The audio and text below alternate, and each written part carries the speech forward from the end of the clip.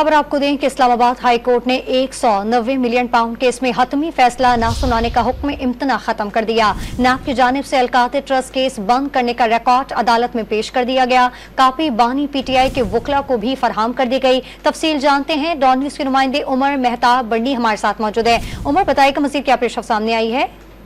जी बिल्कुल, इस्लामाबाद हाईकोर्ट के जस्टिस मियां गुल हसन औरंगजेब और जस्टिस बाबर सत्तार ने बानी पीटीआई की 190 मिलियन पाउंड रेफरेंस बंद करने की दस्तावेजात फराहमी की दरख्वास्त पर समाअत की।